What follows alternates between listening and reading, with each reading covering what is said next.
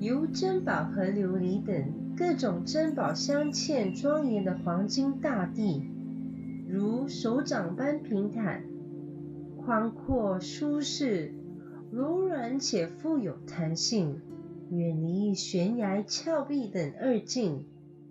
一切境地富丽堂皇，难以思议。即八功德的水潺潺流淌，且发出悦耳的水声，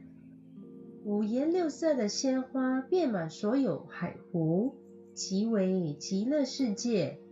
广阔无垠的大地中央，以往昔诸佛菩萨之殊胜愿力所成的珍宝无量宫，无垢且光明，外四门具足空性，无相、无愿、